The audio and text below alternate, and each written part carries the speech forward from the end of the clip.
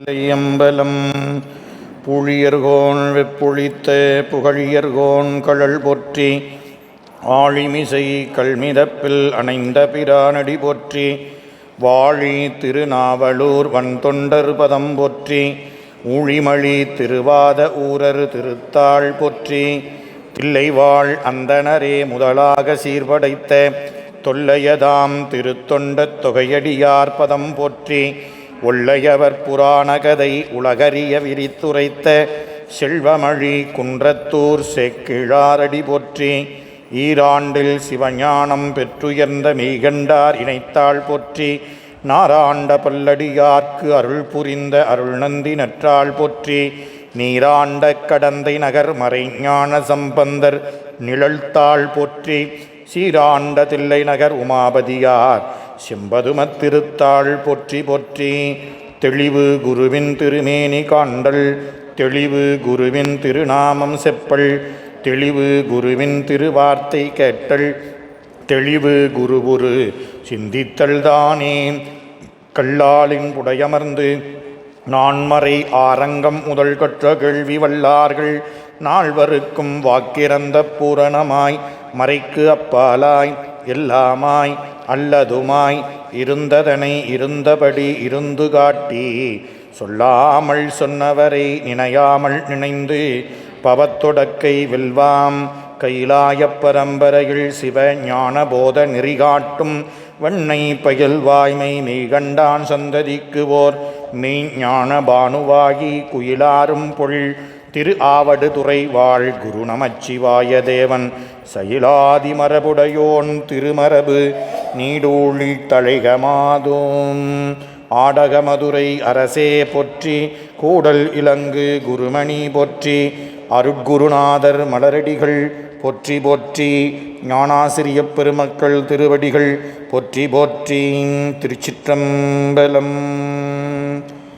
ஈர்த்து இளையனை ஆட்கொண்ட எல்லாம் அல்ல அருள் தரும் அங்கையர்கண்ணி தாயாருடனாகிய அருள்மிகு சொக்கநாத பெருமானுடைய திருவடி தாமரைகளை மனமொழிமைகளாலே வணங்கி மகிழ்ந்து இச்சிறியனை செந்நெறியிலே ஆற்றுப்படுத்தி வரக்கூடிய எந்தை பிரான் அருட்குருநாதருடைய திருவடி தாமரைகளையும் ஆசிரிய பெருமக்குடைய திருவடி கமலங்களையும் மனம் வாக்கு காயத்தினாலே வணங்கி போற்றுதலுக்கும் வழிபாட்டிற்கும் உரிய மெய்கண்ட சந்தானம் திருக்கைலாய பரம்பரை திருவாவடுதுறை ஆதீனத்தினுடைய குருமகா சன்னிதானங்களுடைய பொன்னார் திருவடி தாமரைகளை தண்டனிட்டு வணங்கி மகிழ்ந்து எழுந்தருள் இருக்கக்கூடிய அடியார் பெருமக்கள் அனைவருடைய திருவடிகளுக்கும் எளியனுடைய கனிவான வணக்கங்களை திருவடிகளுக்கு உரித்தாக்கி மனமொழிமைகளாலே வணங்கி மகிழ்ந்து திருவாவடுதுறை ஆதீன சைவ திருமுறை பன்னிசை பயிற்சி மையத்தினுடைய 2 ஆண்டு தொகுப்பில்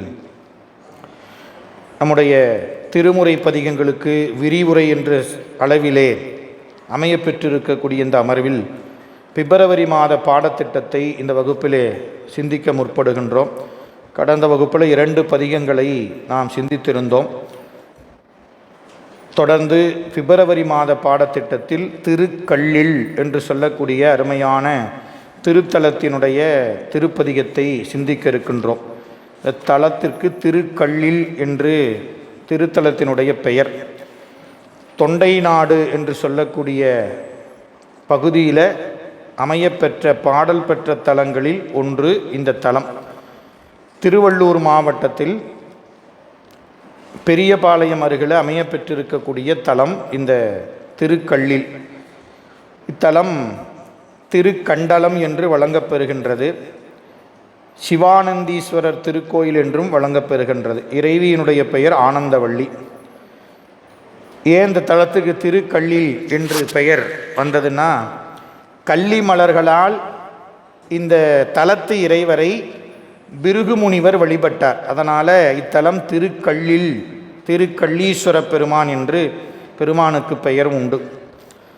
இந்த திருக்கோயிலில் சக்தி தட்சிணாமூர்த்தி என்ற தனி சந்நிதி இருக்கின்றது. இந்த தட்சிணாமூர்த்தி பெருமான் திருக்கரங்களில் 7 மற்றும் அமுத கலசத்துடன் அம்பிகையோடு அருள் புரிகின்றார். அதனால் சக்தி தட்சிணாமூர்த்தி என்று எங்கும் காண கிடைக்காத ஒரு திருக்கோலத்தை இந்த தலத்தில் தரிசித்து மகிழலாம். இந்த தலத்தில் அகத்தியருக்கு இறைவன் முருகன் உமையம்மையோடு சோமாஸ்கந்தராக காட்சி தந்தார். அகத்தியருக்கு சோமாஸ்கந்தராக காட்சி தந்த தலம் இந்த தலம். இந்த தலத்தில் பெருமான் சதுர ஆவுடையார் அமைப்பில் அருள்பாலிக்கின்றார். நம்ம எப்படி பெண்ணாடத்தில் தூங்கானை மாடம் இருக்கின்றதோ அதுபோன்ற அமைப்பில் இந்த தலத்தினுடைய விமானம் அமையப்பெற்றிருக்கின்றது. முருகப்பெருமான் இந்த தலத்தில் வலது கரத்தில் ஜபமாலையும் இடது கரத்தில் தீர்த்த கலசத்தோடு அருள்பாலிக்கின்றார். அற்புதமான இந்த தலத்தில் ஞானசம்பந்த பெருமான் அருளிய வியாழக்குறிஞ்சி என்ற பண்ணில் அமைய பெற்றிருக்கக்கூடிய முதல் திருமுறை பதிகத்தை என்னுடைய பொருளை நாம் சிந்திக்க இருக்கின்றோம். பக்கம் 19, முதல் பாடல். முள்ளின் மேல் முது கூகை முரளும் சோலை, வெள்ளின் மேல் விடு கூரை கொடி விளைந்த கல்லில் மேய அண்ணல் கழல்கள் நாளும் உள்ளும் மேல் உயர்வெய்தல் ஒரு தலையே அப்படின்னு சொல்லக்கூடிய இந்த முதல் பாடலில் முள்ளின் மேல் அப்படின்னா அந்த மரம், முது கூகை ஒளி, முரளுதல் என்றால் ஒலித்தல், முரளும் சோலை.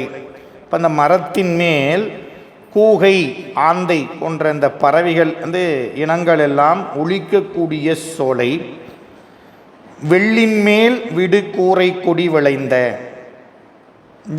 வெள்ளின் மேல் அப்படின்னா அந்த இடத்துல வெள் அப்படிங்கிறது விளாமரத்தை குறிக்கும். விளாமரத்தின் மேல் வீரை கூரை கொடி விளைந்த கல்லில் மேய அண்ணல், திருக்கல்லில் என்ற தலத்தில் சோலைகளில் அந்த மரங்களில் பறவைகளுடைய ஒளி அமைந்திருக்கக்கூடிய அற்புதமான அந்த தலம் திருக்கல்லில். அந்த திருக்கல்லில் என்ற தலத்தில் அருள் புரியக்கூடிய பெருமானை அண்ணல் என்று போற்றுகின்றார் இந்த திருப்பாடல்ல.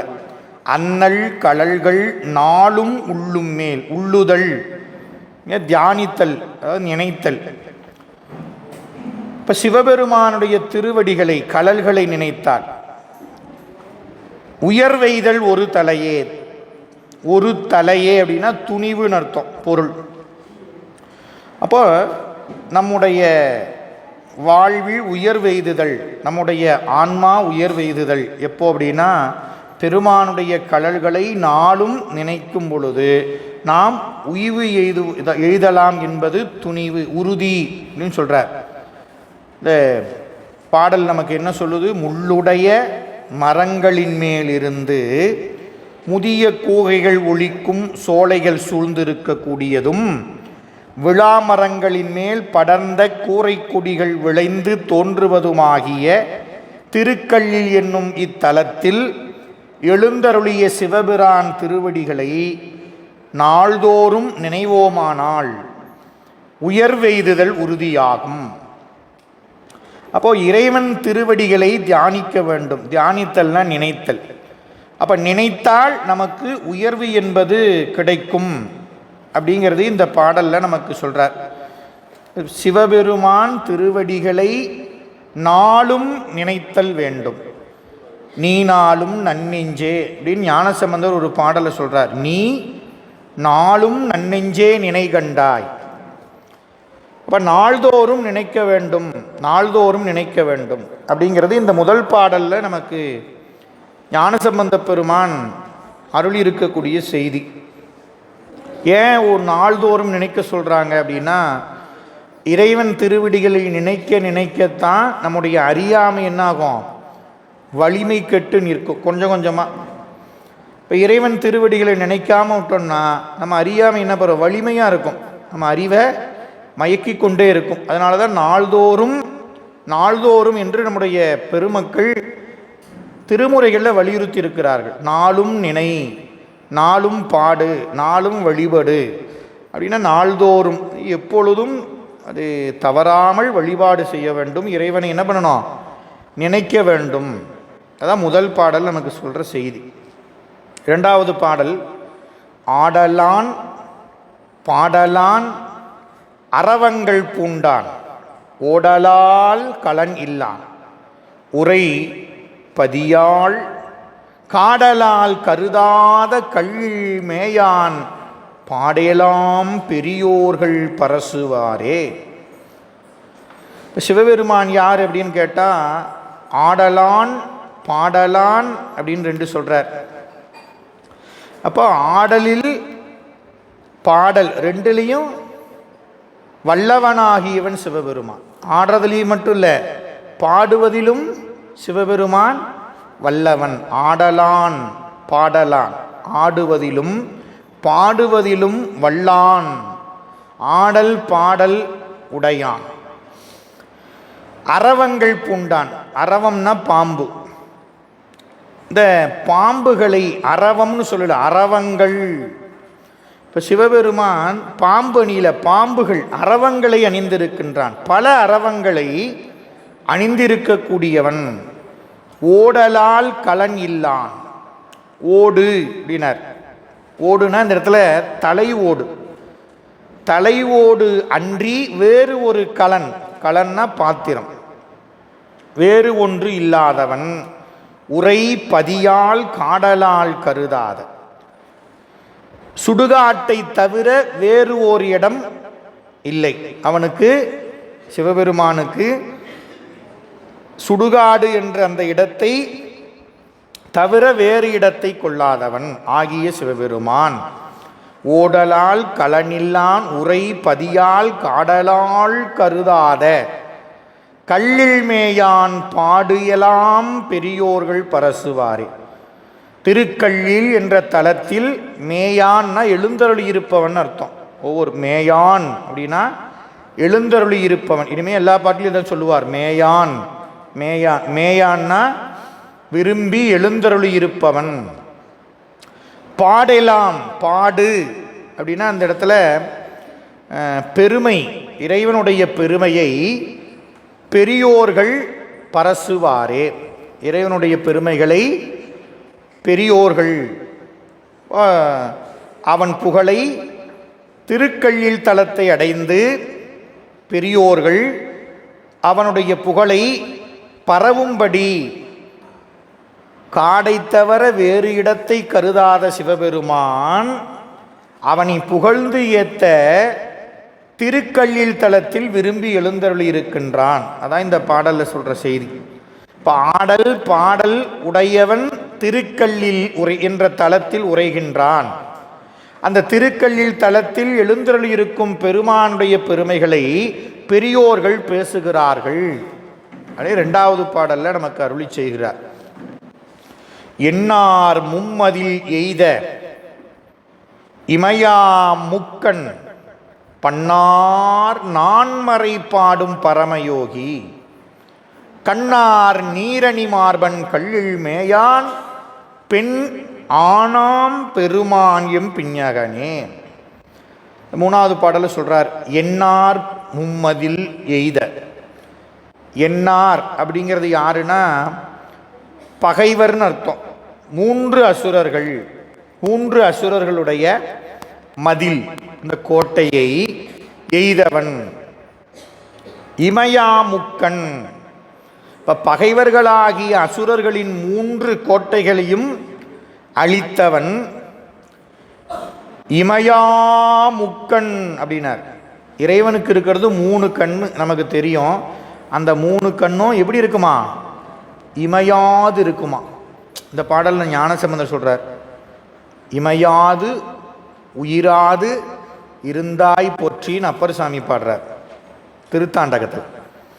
இப்போ சிவபெருமானுடைய அந்த இமைகள் எப்பயும் நம்மளை போல இமைக்காது. நமக்கு கண்ணை இமைச்சிக்கிட்டே இருக்கும். ஆனால் சிவபெருமான் கண்ணு இமையாத முக்கண் உடையவன். அம்மா, தேவர்களுக்கு இமைக்காதா? தெரியலைங்கம்மா. சிவபெருமானுக்கு இமைக்காதுன்னு ஞானசம்பந்தர் சொல்றாரு. தேவதேவன், அதனால தேவர்களுக்கெல்லாம் தேவனாக சிவபெருமான் இருக்கிறார். அதனால தேவர்களுக்கும் அந்த அருளை செஞ்சிருப்பான் அப்படின்னு கருதி கொள்ளலாம். இமையாத முக்கண் உடையவன். அடுத்து சொன்னாரு, பன்னார் நான்மறை பாடும் பரமயோகி. சிவபெருமான் பாடலை உடையவன் ஆடலை உடையவன் ரெண்டாவது பாடல் சொன்னார். எப்படிங்க பாடுவார் அவர் அப்படின்னா, பன்னார் நான்மறை. அப்போ பண்ணோடு, பண்ணுனா இசை அமைப்போடு பாடக்கூடிய என்று இந்த பாடலில் நமக்கு அருளி செய்கின்றார் ஞானசம்பந்த பெருமான். அப்போ அந்த பண்ணுக்குரிய சிறப்பு இந்த பாடலில் நாம் உணர வேண்டிய ஒன்றாக அமையப்பெற்றிருக்கின்றது. இசையமைப்போடு கூடிய நான்மறைகளை பாடி மகிழும் பெருமான். அவனை என்ன சொன்னார்? பரமயோகி. சிவபெருமான் என்ன சொன்னார்? பரம அப்படின்னா, பரம்னா மேலானவன், மேலான யோகம், யோகத்தை உடையவன் அப்படின்னு சொல்றார். மேலான யோகி. அப்ப இந்த வேதங்களையே எப்படி பாடணும் அப்படின்னாரு சிவபெருமான். எப்படி பாடுறாரா? இசையமைப்போடு கூடிய நான்மறை. நீங்க இந்த வேத மந்திரங்களை சொல்லும் பொழுது கூட பாருங்க, அது எப்படி சொல்லுவாங்க? அந்த இசையமைப்போட சொல்லுவதை நம்ம காணலாம்.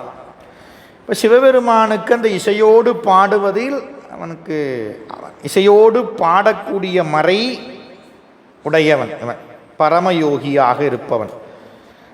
அடுத்து சொன்னாரு, கண்ணார் நீரணி மேனியன். இந்த இடத்துல கண் அப்படிங்கிறதுக்கு அழகுன்னு பொருள்.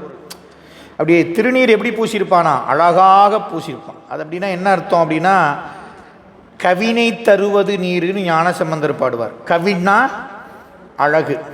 இப்போ இந்த திருநீர் பூசனா நாம் என்ன நினைக்கணும்? இந்த திருநீர் அழகை தருவது. உலகியல்ல மாறாக என்ன நினைக்கிறாங்க?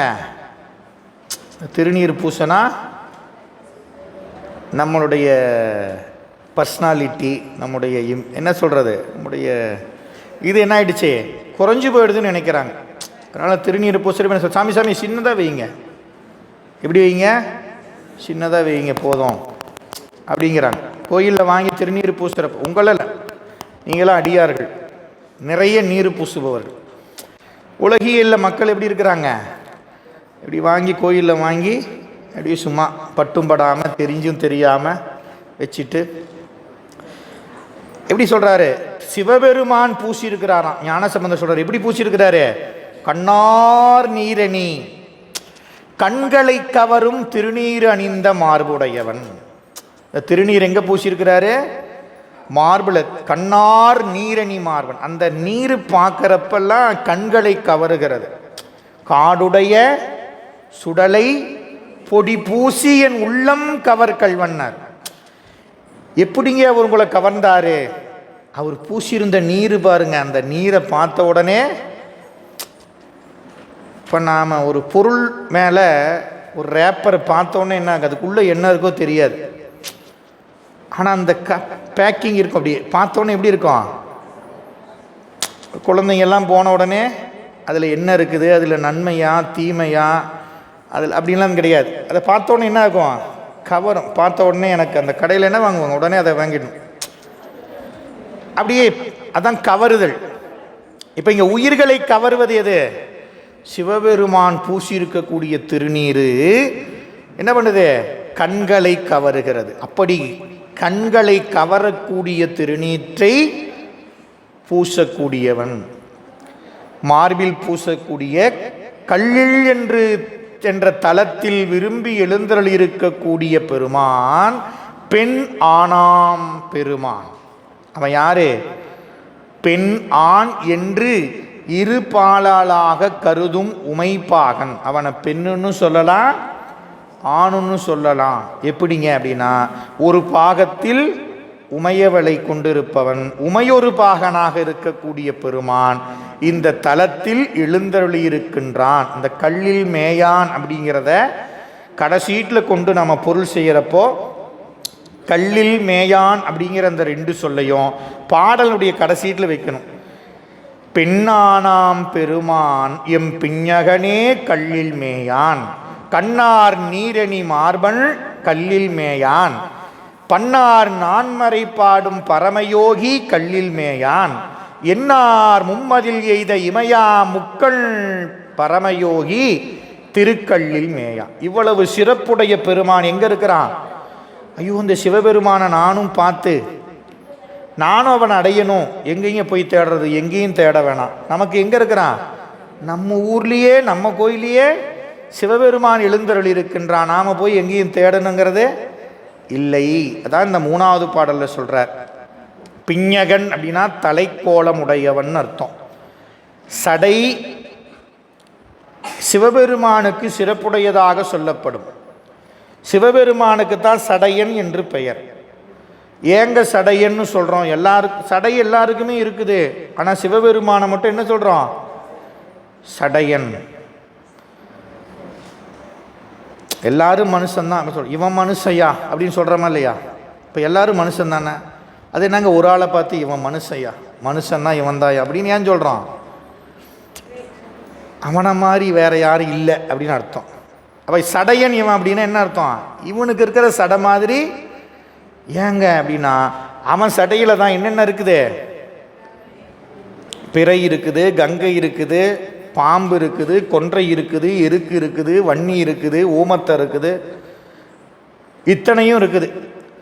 எல்லாம் பகை ஒன்றுக்கொன்று. ஆனால் பெருமான் எல்லாத்தையும் சடையில் வச்சிருக்கிறான். அதனால் அவனுக்கு சடையன் என்று பெயர். பிஞகன் சடைக்கோலம் உடையவன், அழகிய தலைக்கோலம் உடையவனாகிய பெருமான் இந்த தலத்தில் எழுந்தருளி இருக்கின்றான். 3வது பாடலில் சொன்னார்.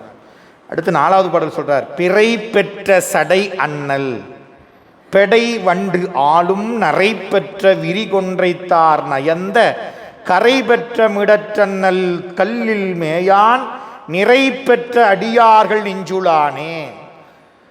இந்த கோயில் இருக்கக்கூடிய பெருமான் அடியார்கள் நெஞ்சத்திலே இருக்கிறான் அப்படின்னு சொல்லிட்டார். பிறை பெற்ற சடை. இந்த சடையில் என்ன இருக்குது?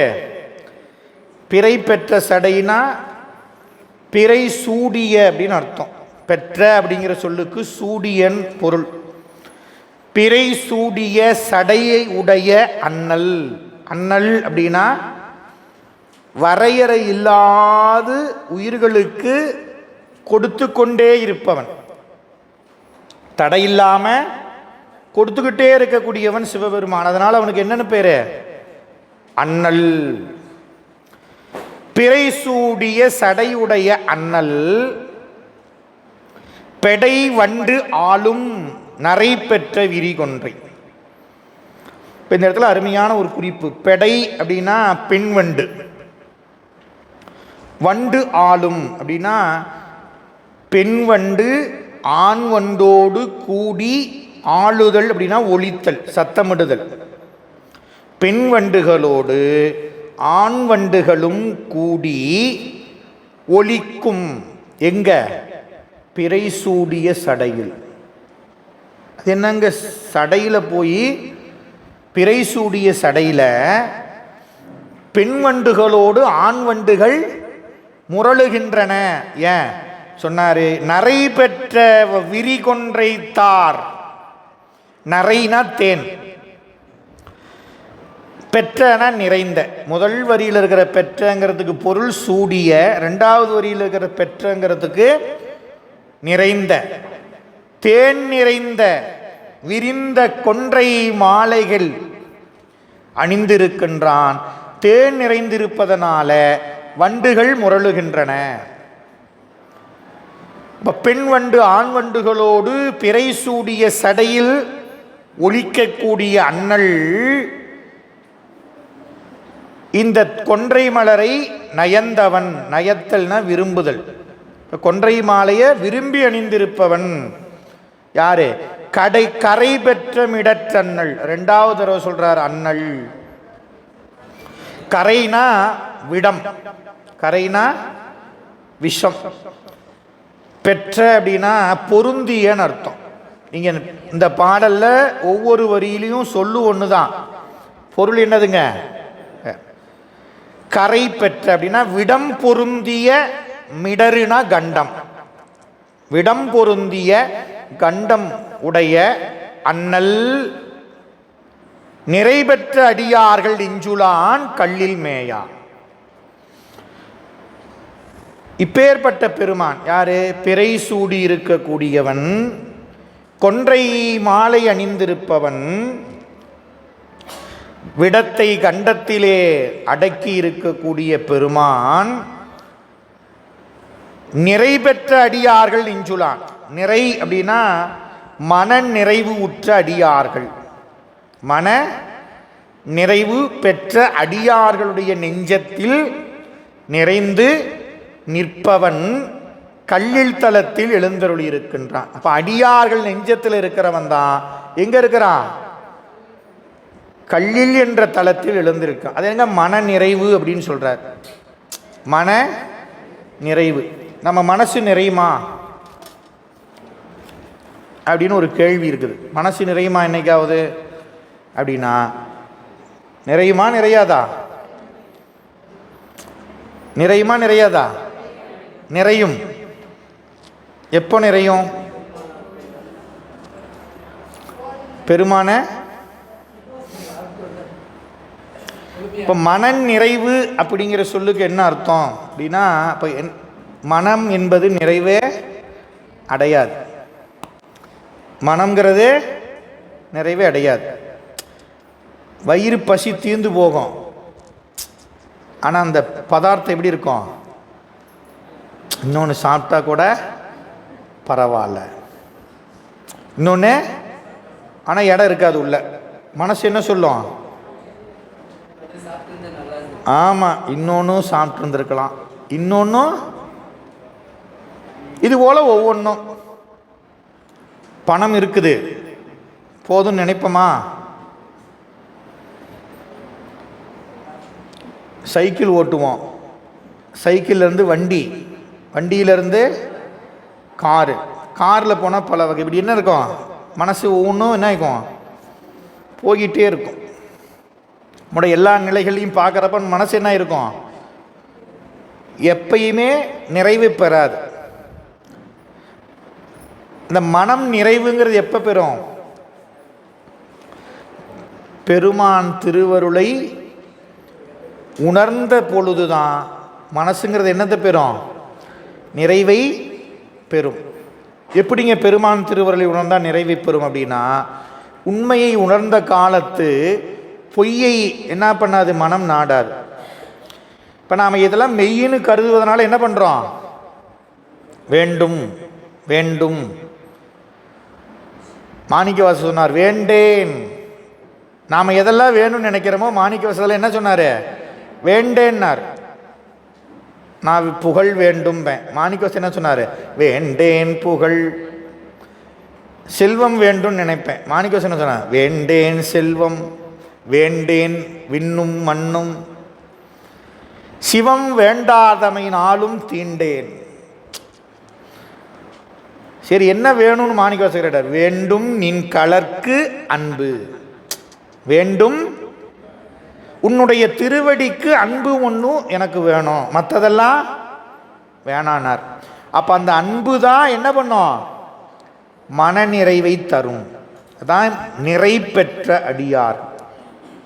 இப்போ சிவபெருமானுக்கே அன்பு என்ற ஒன்று தான் என்னதை தரும்? மன நிறைவை தரும். எது நடந்தாலும் மன நிறைவானது என்னைக்கும் குறையாது.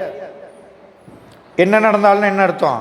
நம்முடைய உலகியல் சார்ந்த நம்முடைய மாய வாழ்க்கையில் நமக்கு செல்வத்திலும் அல்லது உடல் நலத்திலும் இது வேறு எந்த இதிலையும் குறைவு ஏற்பட்டாலும் மனம் என்பது குறையுடையதாக ஆகாது. எப்ப? சிவபெருமானுக்கே அன்பு கொண்டிருக்கக்கூடிய மனம். அதான் நெஞ்சம் அப்படின்னு நம்ம திருமுறைகளில் பாடினாங்க. உள்ளம், மனம், நெஞ்சம் அப்படின்னு நிறைய சொன்னாங்க. இப்போ இந்த இடத்துல சொன்னார் நிறை பெற்ற அடியார்கள். அப்போ அடியார்கள் இறைவன்பால் அன்பு செலுத்துபவர்கள், கேடும் ஆக்கமும் கெட்ட திருவினர், ஓடும் செம்பொனும் ஒக்கவே நோக்குவார். அந்த மனநிறைவு என்னத்தை தரும் அப்படின்னா, நீங்கள் நல்லா பசும்பொன், நல்லா அருமையான தங்கம் பொன் அப்படின்னா 24 கேரட்டு, இன்னும் 28 30 எத்தனை வேலை வச்சுக்கோங்க. அந்த ஓடு ஒன்றுத்துக்குமே ஆகாது. இது ரெண்டையும் வச்சா ரெண்டையும் ஒக்கவே நோக்குவார். ஏன்? அவங்க உள்ளத்தில் பெருமானுக்கு அன்பு. அதனால் மற்றதெல்லாம் அவங்களுக்கு என்னவா தெரியும்? ஒக்கவே நோக்குவார்னு ஒன்று போல அப்படின்னு என்ன அர்த்தம்? இதுவும் மாயை, இதுவும் மாயை. எது? பொன்னும் தங்கமும் மாயை தான். மற்ற உலகில் தோன்றிக்கூடிய எல்லாமே என்னது? மாயையில். அதனால தான் அப்பர் சாமி பூம்புகலூரில் உளவார செய்யும் பொழுது இறைவன் அவருடைய அந்த அன்பின் திறத்தை எடுத்து காட்டுவதற்காக, உலகத்திற்கு உணர்த்துவதற்கு என்ன கொண்டு வந்து கொட்டினார்? ஆமாம், நவரத்தினங்களையும் கொண்டு வந்து கொட்டினார் அவர் உளவாரம் செய்கிற இடத்துல. அப்பர் சாமி என்ன பண்ணார்? ஒரு மாத்திரை அளவு கூட யோசிக்கலையாம். அப்படியே உளவாரக்க படையில் என்ன பண்ணார்? வாரி குளத்தில் கொட்டிட்டார். இதுதான் மன நிறைவு. இதுக்கு பேர் தான் என்னதுங்க? ஏன்னா மன நிறைவாயிடுச்சு. ஏன்? பெருமான் சிவபெருமான் திருவடிக்கே பதித்த நெஞ்சு. சேக்கிலார் அப்பர் சாமியை காட்டுறப்ப சொல்லுவார், சிவபெருமான் திருவடிக்கே பதித்த நெஞ்சு. நம்ம நெஞ்சில் சிவபெருமான் திருவடிக்கும் இருக்குது, மற்றதுக்கும் இடம் வச்சிருக்கிறோம். அதனால நம்ம மனசு நிறைவே ஆகாது. ஆனால் அப்பர் சாமிக்கு சிவபெருமான் திருவடிக்கே நெஞ்சு, அதுக்கு இடம் பத்தலை. அதான் நிறை பெற்ற அடியார்கள். அப்படி நிறைவுடைய அடியார்களுடைய நெஞ்சத்தில் இருக்கக்கூடிய சிவபெருமான் திருக்கல்லில் என்ற தலத்தில் விரும்பி எழுந்தருளி இருக்கின்றான் அப்படின்னு 4வது பாட்டில் உணர்த்துகிறார். 5வது பாடல், விரையாலும் மலராலும் விழுமை குன்றா உரையாலும் எதிர்கொள்ள ஊராரம் மாக்கரையார் பொன் புனல் வேலி கல்லில் மேயான் அறையார் வெண்கோவனத்த அண்ணல் தானே. விரை மலர் என்று சொன்னார். சிவபெருமான் எப்படிப்பட்டவன்? அறையார் வெண்கோவனமுடைய அண்ணல். 4வது அடியிலிருந்து நம்ம பொருள். அறை அப்படின்னா உடம்பினுடைய பாதி, இடையில் வெண்ணிறமுடைய கோவணத்தை உடுத்தியிருக்கக்கூடிய சிவபெருமான் விரையாலும் மலராலும் விழுமை குன்றா உரையாலும். விரையாலும் மலராலும் விழுமை குன்றா உரையாலும் எதிர்கொள்ள. இப்போ இந்த விரை என்பதற்கு மனம், விரைனா நறுமணம். 5 வகையான மனம் கமலக்கூடிய பொருள்களால் 5 வகையான நறுமணம் கமலக்கூடிய பொருள்கள் அப்படின்னு அர்த்தம். சங்க இலக்கியங்கள் அது 8 வகை என்றும் சொல்லப்பெறுகின்றது. மலர் அடுத்தது சொல்றார். அதுக்கு முன்ன என்ன சொல்றாருங்க? ஆமாம், மனம் கமலக்கூடிய பொருள்களால் அப்படின்னு வச்சுக்கலாம். இப்போ நீங்கள் திருவாரூர்லேயே தியாகராஜ பெருமானுக்கு நீங்கள் சாத்தக்கூடிய மலர், அவருக்கு சாத்தக்கூடிய நறுமணப் பொருள்கள்லாம் பற்றி நீங்கள் எடுத்து பார்த்தீங்கன்னா தெரியும். அப்போது உங்கள் இறைவனுக்கு சாத்தக்கூடிய அந்த சாந்து, இப்படிப்பட்ட பொருள்கள் அதான் விரையாலும். இப்போ நறுமணம் மிக்க பொருள்களால் சாமிக்கு அபிஷேகம் பண்ணணும்னா கூட என்ன பண்ணணும்? வெட்டி வேற கொஞ்சம் அந்த நீரில் போட்டால் அது குளிர்ச்சியுடையதாகவும் நறுமணமுடையதாகவும் இருக்கும். அந்த நீரால் அபிஷேகம் செய்வார்கள். விளாமிச்சை வேரும் வெட்டி வேரும் என்ன பண்ணுவாங்க? அந்த நீரில் கலப்பாங்க. இது நறுமணத்தை உடையது. அப்போ அந்த நறுமணமுடைய பொருள்களாலும் அர்த்தம். அடுத்து மலராலும், மலர்களினாலும், விழுமை குன்றா உரையாலும். அப்படின்னா சீர்மை என்பது குறையாத புகழ் உடையவன், அந்த புகழ் உரைகளால் எதிர்கொள்ள. இந்த சிவபெருமானை நறுமணமிக்க பொருள்களால், நறுமணமிக்க மலர்களால், புகழுரைகளால் 3 சொன்னார். அப்போ நறுமணமிக்க பொருள், நறுமணமிக்க மலர்கள் மட்டுமில்லாமல் அவனுடைய புகழை சொல்லக்கூடிய தோத்திர பாடல்களை பாட வேண்டும் சொன்னார். அதான் இந்த தளத்தில் இருக்கக்கூடிய பெரியோர்கள் என்ன பண்ணுவாங்க? சிவபெருமானை நறுமணமிக்க பொருள்களாலும் நறுமணமிக்க மலர்களாலும் இறைவன் புகழை உடைய அந்த தோத்திர பாடல்களாலும் எதிர்கொள்வார்கள். அப்பேற்பட்ட அண்ணலாக இருப்பவன் ஊராரம் அழகிய, ஊரார் எதிர்கொள்ள ஊரார் அப்படின்னு நிறுத்திக்கணும். மா கரையார் அந்த சொல்லு விரையாலும் மலராலும் விழுமை குன்றா உரையாலும் ஊரார் எதிர்கொள்ள ஊரார்.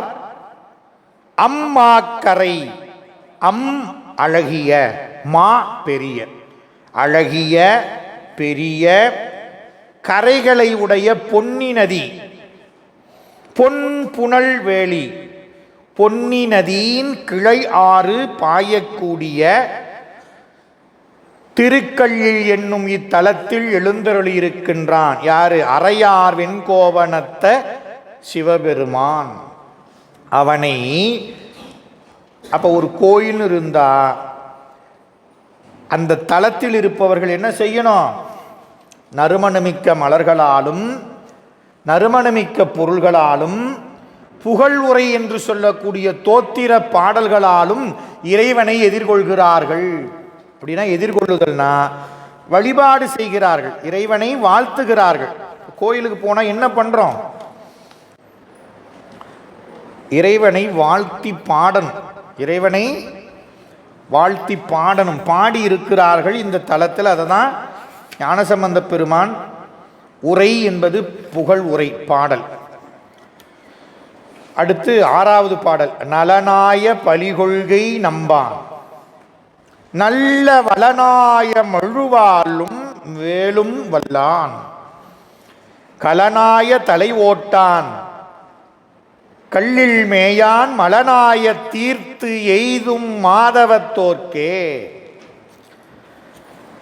சிவபெருமான் என்ன செய்கிறார்? அருமையா சொன்னார், மலனாய தீர்த்து எய்தும் மாதவத்தோர்க்கே,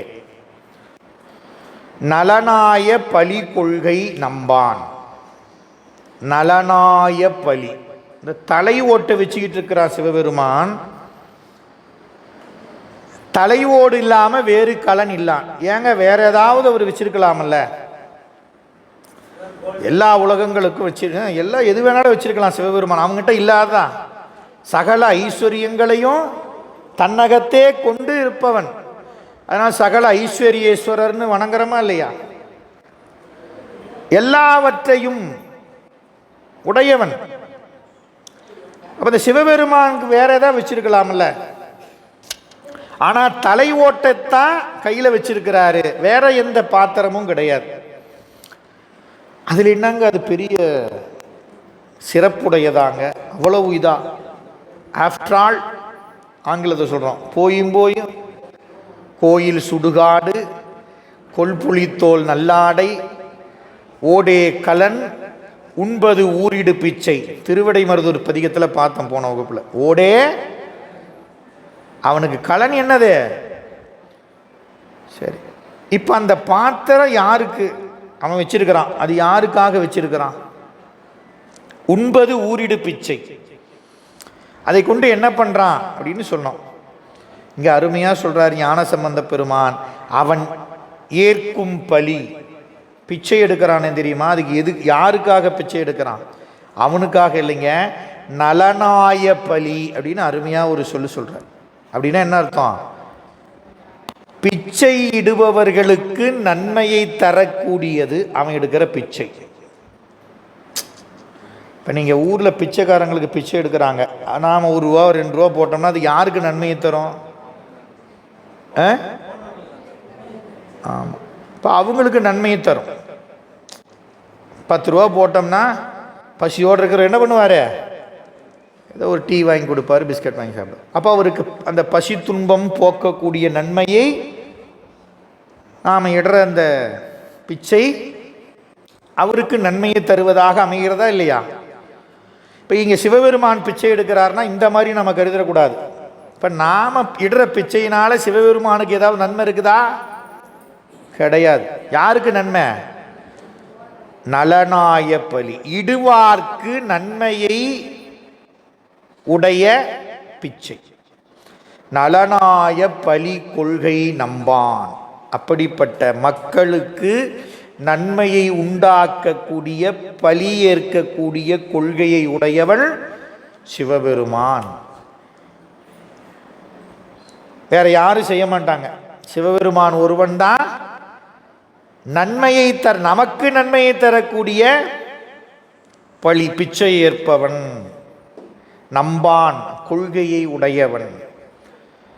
நல்ல வளனாய மழுவாலும் வேலும் வல்லான். அவன் கையில நல்ல வளனாய, நல்ல வலிமையை உடைய, வெற்றியை தருவதாகிய மழு வேல் ரெண்டையும் உடையவன். கலனாய தலை ஓட்டான், உன் கலனாக தலை ஓட்டை உடையவன். மலனாய தீர்த்து எய்தும் மாதவத்தோர்க்கே கல்லில் மேயான் மலனாய தீர்த்து எய்தும். இப்ப மக்களுக்கு நன்மையை உண்டாக்கக்கூடிய நிலையில் தான் உயிர்களுக்கு நன்மையை தருவதற்காக பலி ஏற்கிறான். நினைச்சு பாருங்க, அவங்களுக்கு வேணும்னு அவங்க சம்பாதிக்கிறதே பெருசா இருக்குது. ஆனா சிவபெருமான் என்ன பண்றாரு, நாம நன்மையை பெறணும்னு தலை ஓட்டை வச்சுக்கிட்டு ஒவ்வொரு உயிர்கள் தோறும் என்ன பண்றாரு, பிச்சை எடுக்கிறார். நாம போட்டா நமக்கு அது நன்மை. நாம போட மாட்டோமே, நாம போட மாட்டோம். ஏன், என்னத்தை கேட்கிறாரு சாமி, ஏன் நாம போட மாட்டேங்கிறோம்? சரி, அவர் பிச்சை எடுக்கிறாருன்னு சொல்லிட்டோம், நமக்கு நன்மையை தருது, நமக்கு நன்மையை தருவதற்காக பிச்சை எடுக்கக்கூடிய கொள்கை, பழி ஏற்கும் கொள்கையுடையவன் சிவபெருமான். அப்போ நம்ம நன்மை இல்லாமல் இருக்கிறோம். அப்போ நம்ம இப்போ எப்படி இருக்கிறோம், நன்மை இல்லாமல் இருக்கிறோம். அப்போ நமக்கு நன்மை இல்லாமல் இருப்பதற்கு நம்ம இடத்தில் இருக்கக்கூடியது தான் காரணம், இல்லைங்களா? அப்போ அதை நாம் கொடுத்துட்டா நமக்கு நன்மை கிடைக்கும். அதனால தான் சிவபெருமான் வந்து வாங்குறார். என்னத்தை வாங்குறார்? நம்முடைய வினை, நம்முடைய மலங்களை என்ன பண்றாரு சிவபெருமான் வாங்குறார். ஏன் வாங்குறாரு? அவர் தான் வச்சார். மணிவாசகர் அருமையா சொல்லுவார், வைச்சு வாங்குவாய். இப்ப சிவபெருமானுக்கு தான் தெரியும் யாருக்கிட்ட எவ்வளவு இருக்குது, எப்போ போகணும் அப்படின்னு. யாருக்கு தெரியும்? சிவபெருமான். அப்ப எப்போ வரணுமோ அப்போ வந்து என்ன பண்ணுவான், வாங்குவான்.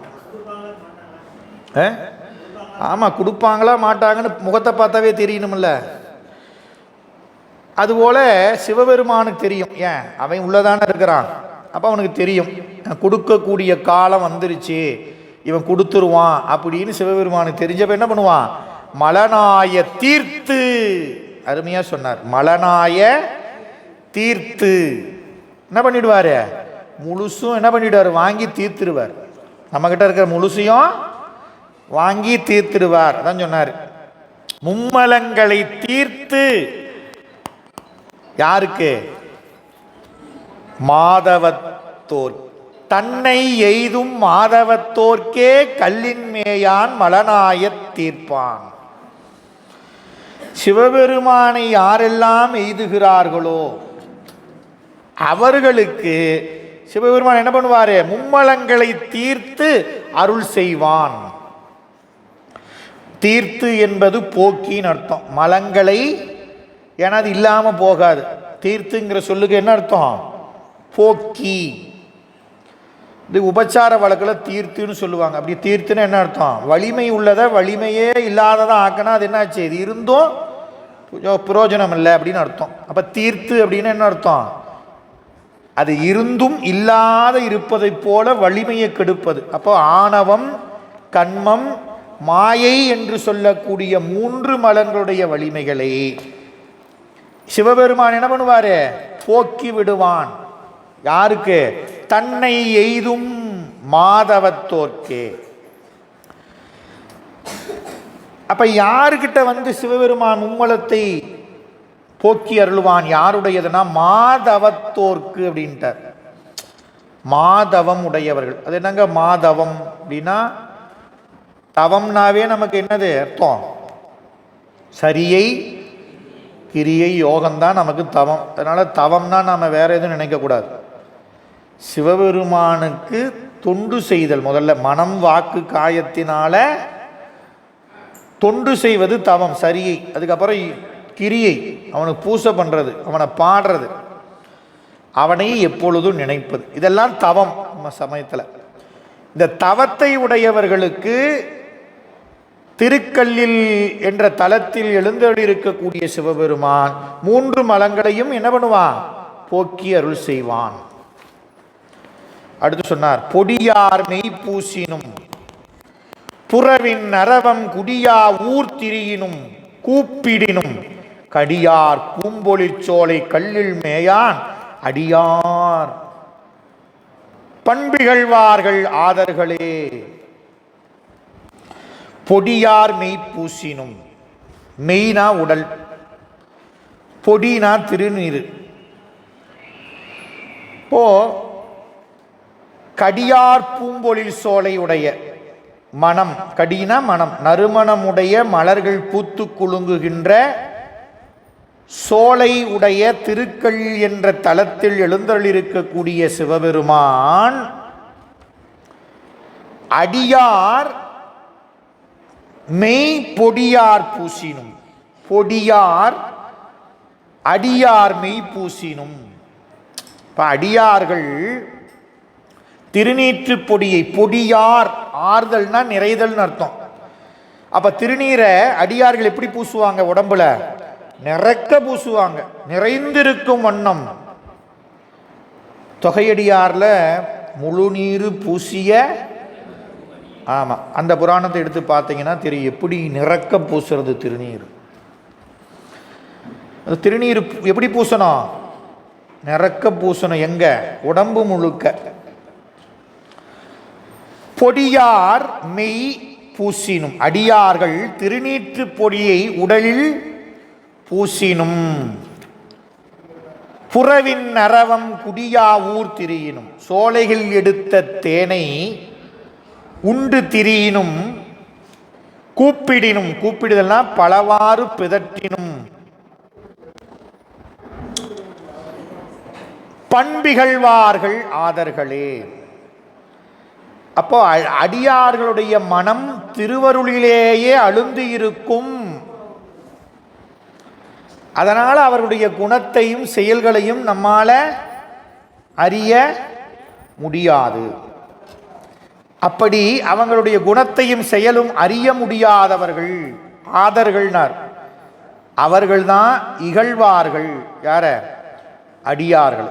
அப்ப திருக்கல்லில் மேய இறைவனுடைய அடியார்கள் நீர் அணிந்திருந்தாலும் நீர் அணியாமல் இருந்தாலும்,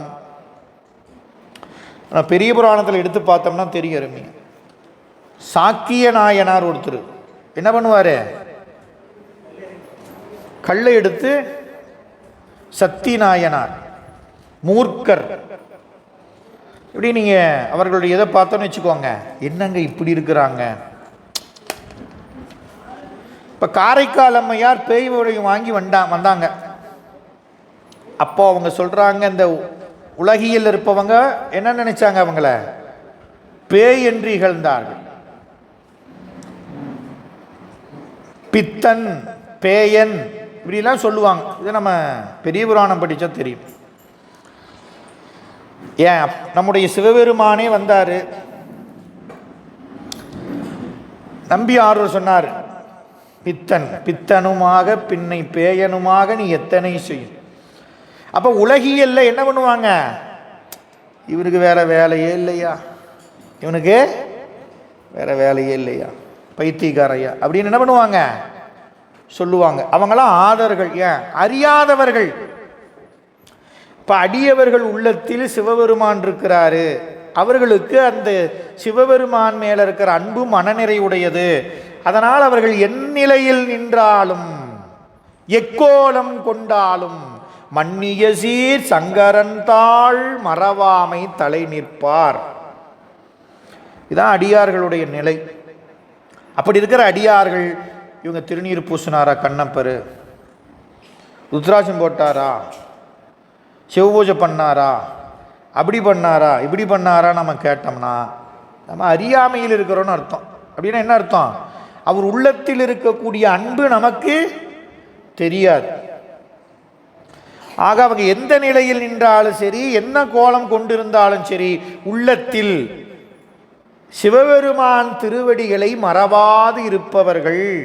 அதான் திருநீற்றை பூசியிருந்தாலும், சோலைகளில் இருக்கக்கூடிய தேனை உண்டு திரிபவர்களாக இருந்தாலும், பிதற்றி கொண்டிருப்பவர்களாக இருந்தாலும், சிவபெருமான் திருவடிக்கே அன்பு செலுத்தக்கூடிய அடியார்களுடைய குணமும் அவர்களுடைய செயல்களும் நமக்கு தெரியாது. அதனால் அவர்களை இகழ்பவர்கள் அறியாதவர்கள். ஆதர்னா கீழ்மக்கள்னு ஒன்று அர்த்தம். அடுத்து சொன்னார், திருநீல மலர் ஒன்கண் தேவி பாகம் புரி நூலும் திருநீரும் புல்கு மார்பில் கருநீல மலர்விம்மு கள்ளில் என்றும் பெருநீலமிடற்றண்ணல் பேணுவதே. திருநீல மலர், இந்த இடத்துல திருனா அழகியன்னு பொருள். அழகிய நீல மலர் போல ஒளி பொருந்திய கண்களை உடைய நீ திருநீல மலர் ஒன்கண் தேவி. அழகிய நீல மலர் போன்ற ஒளி பொருந்திய கண்களை உடைய உமையம்மையை தன்னுடைய உடலில் இடப்பாகத்தில் கொண்டு, புரிநூல் முப்புரி நூல், திருநீரும் அந்த மார்பில முப்புரி நூலும் திருநீரும் கொண்டு, புல்குதல் விளங்குதல். இந்த மார்பில திருநீர் இருக்குது, முப்புரி நூல் இருக்குது, உமையம்மை ஒரு பாகமாக இருக்கக்கூடிய கருநீல மலர் விம்மு கள்ளில். இப்ப உடம்புல இதெல்லாம் பெருமான் உடம்புல திருநீரு முப்புரி நூல் உமையம்மை விளங்குவதை போல திருக்கள்ளில் என்ற தலத்தில் கருநீல மலர் விம்முகின்றது. கரிய நீலமுடைய மலர், மலர்கள் பூத்துள்ள திருக்கள்ளில் என்ற தலத்தில் பெருநீலமிடற்ற அண்ணல். அப்ப அந்த நீல நிறம் எங்கெங்க சொல்றாரு? உமையம்மையுடைய கண்ணு நீல நிறம். அதுபோல தலத்தில் மலர்ந்திருக்கக்கூடிய மலர்கள் நீல நிறம். சிவபெருமான் கழுத்து நீல நிறம். கடையில் போய் உடம்பு பூரா நீல நிறமாக இருக்கிற படத்தை தயவு செஞ்சு யாரும் வாங்கிடக்கூடாது. சிவபெருமானுக்கு கழுத்து கண்டம் மட்டும்தான் நீளம். இந்த பாட்டு சொல்றாரு, பெரு நீளமிடற்று அண்ணல். உடல் முழுக்க நீளம் என்பது கிடையவே கிடையாது. கண்டம் மட்டும்தான் பெருமானுக்கு நீளம். ஏன்? விடம் உண்டதுனால. அதனால பெரு நீளம் அப்படின்னா கரிய மிடற்று அண்ணல் பேணுவது கல்லில். பேணுவதுனா விரும்புவது திருக்கல்லில் என்ற தலம். அப்ப சிவபெருமான் விரும்புவது திருக்கல்லில் என்ற தலம். விரும்பி இருக்கின்றான். சிவபெருமான ஒவ்வொரு கோயிலும் எப்படி இருக்கிறான்? விரும்பி எழுந்தருளி இருக்கின்றான். யாருக்காக? அவன் விரும்பியா? இந்த ஊர்ல நாம இருக்கலாம், இந்த கோயில்ல இருக்கலாம், இங்க இருக்கலாம் அப்படின்னு விரும்பி இருக்கிறாரா? கிடையாது. எல்லா இடத்துலையும் ஏன்? உயிர்களுக்கு கருணையை செய்ய வேண்டும் என்ற விருப்பத்தோடு எழுந்தருளி இருக்கு. அவனுக்கு விருப்பம் என்னது? அந்தந்த தலத்தில் சிவபெருமான் அந்தந்த உயிர்களுக்கு என்ன பண்றாரு? கருணை செய்ய வேண்டும். எப்படியாவது இவனை கடத்தேற்றிடணும் அப்படின்னு என்ன பண்றாரு? சாமி நம்ம ஊர்லயே நமக்கிட்டே வந்து இருக்கிறார். ஆனா நமக்கு தான் டைம் கிடைக்கிறது இல்லை. நமக்கு தான் என்ன கிடைக்கிறது இல்லை? டைம் கிடைக்கிறது இல்லை. கைலாயத்துக்கு போய் தான் சிவபெருமானை கும்பிடணும் அப்படின்னு இருந்தா எப்படி இருக்கும்? ஊரில் இருக்கிற சிவபெருமானை பார்க்கறதுக்கே டைம் இல்லை. எங்கெங்க போய் நான் காசிக்கு போய் அங்கே போய் இங்கே போய். இப்போ நம்முடைய பெருமக்கள் என்ன நினைச்சாங்க? ஐயோ இந்த பெருமான் இத்தனை கருணை உடையவனை, அவனை போய் பார்க்கணும்னு நினச்சி போனாங்க. ஒவ்வொரு தலத்துக்கும் போய் ஐயோ, சிவபெருமான் எத்தனை கருணை உடையவன்! எங்கெங்க அந்த கருணை திருமேனியை பார்க்கணும்னு என்ன பண்ணாங்க? நம்முடைய பெருமக்கள் தலங்கள் தோறும் சென்று பார்த்தாங்க. இப்போ நம்ம ஊரில் இருக்கிற தலத்துக்கு சிவபெருமான் நமக்கு கருணை செய்ய வேண்டி அவன் எழுந்தருளி இருக்கின்றான் அப்படின்னு இந்த பாடல்ல நமக்கு ஞானசம்பந்த பெருமான் அருமையா எடுத்து காட்டுகிறார். வரியாய மலரானும் வையகம் தன்னை உரிதாய அளந்தானும் உள்ளுதற்கு அங்கு அறியானும் அறியாத கல்லில் மேயான் பெரியான் என்று அறிவார்கள் பேசுவாரே. இந்த 3வது அடியில் அறியாத கல்லான் அப்படி கல்லில் மேயான்னு இருக்கும். அந்த ரீ அடிச்சுட்டு அரியன அரிய அப்படின்னு அர்த்தம். அந்த ரீ மாற்றிக்கோங்க. கரின்னு வருது பாருங்க, அந்த ரீ அங்கே போட்டுக்கணும். இந்த ரீ போட்டால் பொருள் வேற, அது அச்சுப்பிள்ளை இருக்குது. அரிய தலம்னு அர்த்தம். வரியாய மலர் அப்படின்னா செவ்வரி உடைய தாமரைப்பூ. வரியாய மலர்னா தாமரைப்பூ அப்படின்னா என்ன அர்த்தம்? நீங்கள் தாமரைப்பூ நல்லா பார்த்தீங்கன்னா தெரியும், சிவந்த வரிகள் இருக்கும், கோடு கோடா இருக்கும். சிவந்த வரிகளை உடைய தாமரை மலர் மேல் உறைபவன் யாரு? பிரம்மா.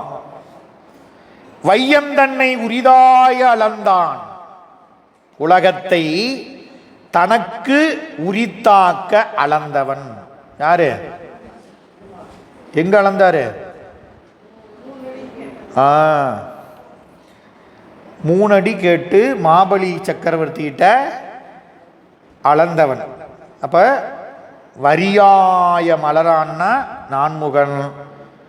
வையகம் தன்னை அளந்தான் அப்படின்னா திருமால். ஈரடியாலே மூலகலந்து அப்படின்னு மணிவாசகர் சொல்றார். இந்த 2 பேரும் உள்ளுதற்கு அங்கு அறியான். உள்ளுதல்னா நினைத்தல். அவங்க 2 பேராலையும் நினைப்பதற்கு அறியவன் யாரு? சிவபெருமான். அவங்களால நினைக்க முடியல, நினைப்பதற்கு அறியவனாக இருப்பவன். ஆனா அந்த பெருமான் பெரியான் என்று அறிவார்கள். அவனை சுலபமா பார்க்கலாம். எங்க? திருக்கல்லில் விரும்பி எழுந்தருளி இருக்கிறான். அவனை கோயிலுக்குள்ள போய் அருமையா பார்த்தா சாமி நமக்காக உட்கார்ந்துருக்கிறாரியா. அவனை அறியாத போய் என்ன பண்றாங்க? 2 பேரும் மேலையும் கீழையும் தேடுறாங்க. ஏன் அப்படின்னா அவங்க அறிவுக்குள்ள சிவபெருமான் அரியவனாக இருக்கிறான். தேடி கண்டு கொண்டேன் திருமாலோடு நான்முகனும் தேடி தேடொன்னா தேவனை என்னுள்ளே. எங்க தேடணும் சிவபெருமான? உள்முகமாக தேடணும். வெளிமுகமாக 2 பேரும் வெளிமுகமாக தேடினாங்க. சிவபெருமானுக்கு எங்கேயாவது ஆதியும் அந்த தொடக்கமும் முடிவும் இருக்குதா? இல்லை.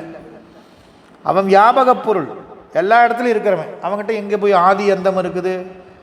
இவங்க 2 பேரும் அதை அறியாம என்ன பண்ணாங்க? தேடினாங்க. அதனால சொன்னாரு, அவங்க 2 பேரும் நினைப்பதற்கு அரியவனாகிய சிவபெருமான் அரிய தலமாகிய திருக்கல்லில் என்ற தலத்தில் விரும்பி எழுந்திருக்கக்கூடிய பெருமான் தான் பெரியோன் என்று அறிந்தவர்கள் பேசுவார்கள். அவனை அறிந்தவர்கள் அவனே பெரியவன் என்று போற்றி புகழ்வார்கள். என்ன அர்த்தம்? தம்மையே புகழ்ந்து இச்சை பேசினும் சார்வினும் தொண்டர் தருகிலாதாரை பாடமாட்டான் அப்படின்னு நம்ம நம்பி ஆரூர் பாடுறார். யாரை பாடுவாங்க? எந்தை புகழூர் பாடுமின் தம்மையே புகழ்ந்து இச்சை பேசினும் சார்வினும் தருகிலார். அவன் என்னதான் புகழ்ந்தாலும், என்னதான் பேசினாலும், என்னதான் வாழ்த்தினாலும் ஏதாவது கிடைக்குமா? கிடைக்காது. தருகிலார். அதனால அவனை அறிந்தவங்களுக்கு தெரியும். இப்போ சிவபெருமானை புகழ்ந்து அவனை பாடனா போதும், அவன் எல்லாத்தையும் கொடுத்துருவாங்கிற உணர்வு நம்ம அறிவுக்குள்ளே வரணும். எதனால் எங்கே போய் நின்று கேட்கணும்? சிவபெருமான்கிட்ட நின்று கேட்கணும். பொய்மையாளரை பாடாதே எந்தை புகழூர் பாடுமின். பாடனா என்ன கிடைக்கும்? இம்மையே சோறும் தரும் கூரையும் தரும். அடுத்த பிறவிக்கு சிவலோகம். ஓ, ரெண்டுமே தருவாரா? ஆமாங்க. ஒரு கல்லில் அப்படின்னு சொல்கிறோமல்ல, அது மாதிரி டபுள் ஆஃபர்னு சொல்கிறோம் இன்றைக்கெல்லாம். Buy one get one free sticker போட்டு வச்சிருக்கிறான். ஒன்று வாங்கினா ஒன்று. சிவபெருமான் உயிர்களுக்கு கொடுக்குற ஆஃபர் கொடுத்துட்டு இருக்கிறார். காலங்காலமாக சிவபெருமானுக்கு இந்த ஆஃபரை கொடுத்துட்டு இருக்கிறார். நாம் இன்னைக்கு கடையில் வந்துச்சுன்னு எங்கள் அப்பா இலவசம்னு நினைக்கிறோம். இப்போ சிவபெருமானை புகழ்ந்து பாடினீங்கன்னா இந்த பிறவிக்கு சோறும் கூரையும், இந்த பிறவிக்கு வாழ்க்கைக்கு தேவையானவற்றையெல்லாம் கொடுப்பார். அதோட நிறுத்திடுவாரா? இல்லை. அடுத்த பிறவியில் நமக்கு என்ன கொடுத்துருவாரு? அம்மைன்னா அடுத்த பிறவி. முக்தி இல்லை, முக்தி பெறுவதற்குரிய பிறவியை கொடுப்பார். முக்தி பெறுவதற்குரிய அவனை அறிந்தவர்கள். அப்போ இது அறிந்தவர்கள் வேற யாரையா புகழ்வார்களா? புகழ மாட்டாங்க. அதான் பெரியான் என்று அறிவார்கள் பேசுவர். இந்த ரெண்டு பேரும் அறியாமல் சுத்தினாங்க மேலையும் கீழையும். அறிந்தவர்கள் சிவபெருமான் திருக்கோயிலுக்கு வந்து பெருமான கண்ணார பார்த்து அருமையாக ஒரு தேவார பதிகம் பாடி பெருமானுடைய புகழை பேசுகிறார்கள். பரசுவது நம்பெருமான் கழல்கள் என்றால் பழுது அணையாது அப்படின்னு ஞானசம்பந்த பெருமான் சொல்றார். நம்முடைய பெருமக்கள் அப்படிதான் நின்னாங்க. அப்பர் சாமிகிட்ட வந்தீங்கன்னா ஈண்டு வரும் வினைகளுக்கு எம்பிரான் உளன்னு சொல்லுதான் விஷத்த சோற சாப்பிட்டார். ஈண்டு வரும் வினைகளுக்கு அடை என்ன நடந்தாலும் பார்த்துக்கலாம், யா இது விஷஞ்சோறு தானே கொடுங்க அப்படின்னு என்ன பண்ணாரு? சிவபெருமான் இருக்கிறாயா அப்படின்னு சொல்லிட்டு அந்த நிலையில நின்று இருக்கிறாங்க நம்ம பெருமக்கள். அதனால தான் அறிந்தவர்கள்லாம் யாருன்னா அதான் அர்த்தம். சிவபெருமான் இருக்கிறான் அப்படின்னு அந்த உணர்வு. அறிந்தவர்கள் சிவபெருமானை பெரியான் என்று பேசுவார்கள். அடுத்து சொன்னார் 10வது பாடல். ஆட்சிய பேய்களோடு அமணர் குண்டர் பேச்சு இவை நெறி அல்ல. மாச்செய்த வளவயல் மல்கு கல்லில் தீச்செய்த சடையண்ணல் திருந்தடியே பேணு மீன்கள். பேணு மீன்களை கொண்டாந்து கீழே வச்சுக்கணும். பாடுறப்ப இல்லை, பொருள் செய்கிறப்ப. பாடுறப்ப அதில் இருக்கிற மாதிரி தான் பாடணும். பொருள் செய்கிறப்ப என்ன பண்ணணும்? ஆட்சிய பேய்கள் சொன்னார். ஆட்சிய பேய் அப்படின்னா பரிகசிக்கத்தக்க பேய்கள்.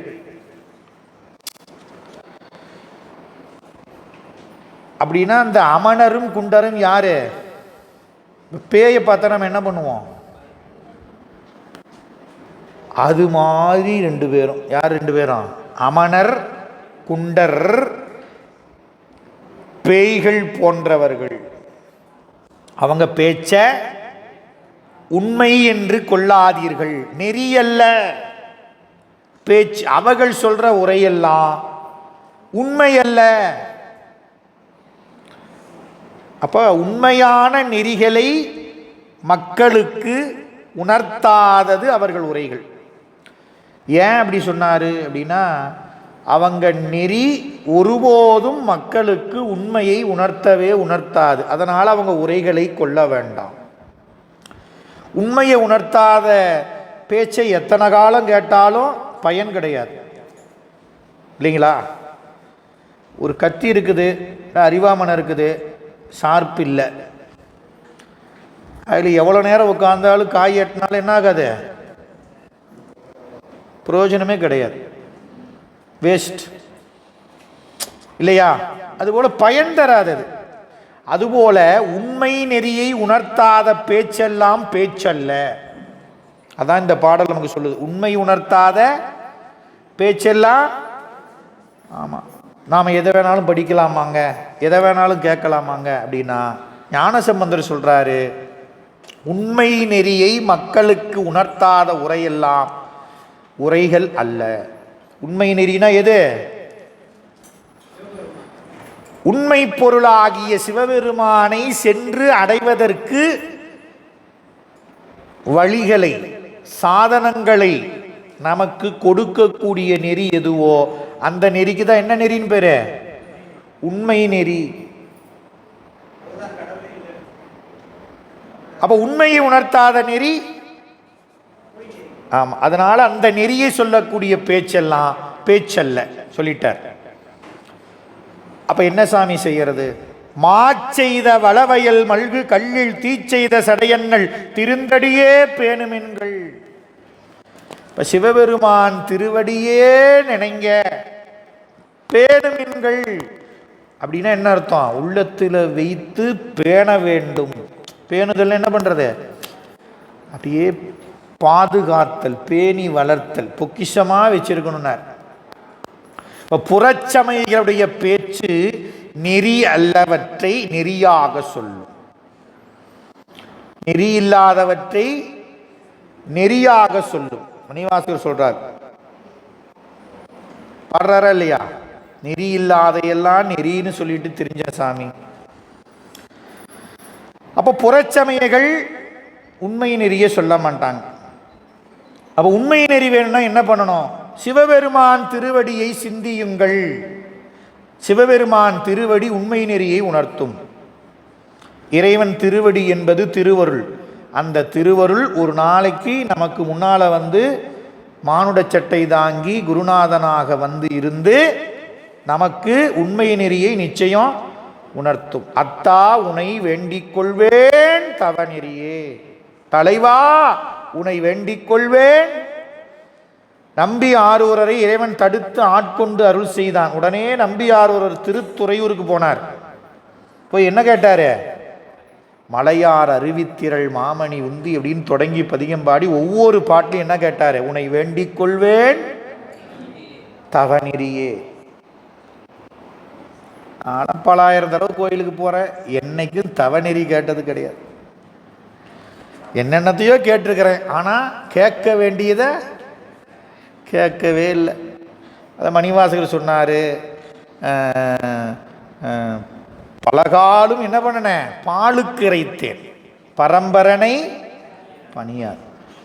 அப்போ சிவபெருமானை நினைக்காத வாழ்க்கை பாழா போச்சுட்டார், பயனில்லாமல் போயிடுச்சு. இப்போ சிவபெருமான் நினைக்க நினைக்க நினைக்க அவன் என்ன பண்ணுவான்? உயிர்களுடைய பக்குவம் அறிந்து உயிர்களுக்கு உண்மை நெறியை தானே குருநாதனாக வந்து நின்று உயிர்களுக்கு உணர்த்தக்கூடியவன் சிவபெருமான். அதனால தான் அவன் திருவருளை சிந்தியுங்கள், திருவடியை சிந்தியுங்கள் நீங்க சொல்றார். அப்ப அவன் திருவடியை தீச்செய்த சடையன்கள், தீத்திரள் போன்ற சடையுடையவன். மாச்செய்த வளவயல், பெருமைக்குரிய வளமுடைய வயல்களை உடைய தீநிறத்தை போன்ற சடையுடைய அண்ணல் விரும்பி எழுந்திருக்கும் கல்லில் பெருமானுடைய திருவடிகளை சிந்தியுங்கள். உபதேசம் சொல்லிட்ட, சிவபெருமான் திருவடிய சிந்திங்க. சிவபெருமான் திருவடிய எப்பயும் சிவபெருமான் திருவடிய நினைக்க. சிவசிவா சிவசிவான்னு என்ன பண்ணணும்? அப்படி நினைக்க நினைக்க நினைக்க இறைவன் என்ன பண்ணுவான்? உண்மை நெறிய நமக்கு உணர்த்துவான். நிறைவா திருக்கடைக்காப்பு சொன்னார், திகை நான்கும் புகழ்காளி செல்வம் மல்கு பகல் போலும் பேரொழியான் பந்தன் நல்ல முகைமேவு முதிர்சடையான் கல்லில் ஏத்த புகழோடும் பேரின்பம் புகுதுமன்றே. இந்த பதிகத்தை யாரெல்லாம் பாடுகிறார்களோ அவங்களுக்கு என்ன கிடைக்கும்னாரு? புகழ், புகழோடு பேரின்பம் புகுதும். புகுதும்னா அடையலாம் சொல்றார். திகை நான்கும், திகைனா திசை, நான்கு திசைகளிலும் புகழ் பெற்ற செல்வ வளம் நிறைந்த சூரியன், பகல்னா இந்த இடத்துல சூரியன் போகணும், சூரியனை போன்ற பேரொளியை உடைய சம்பந்தன், திருஞான சம்பந்தன். இப்ப இப்படி சொல்றதுக்கு நாம ஏகதேசம்னு அர்த்தம். இப்ப ஞானசம்பந்த பெருமான் என்ன சொன்னாரு? சூரியனை போன்ற பேரொளி உடைய ஞானசம்பந்தன். ஏன்?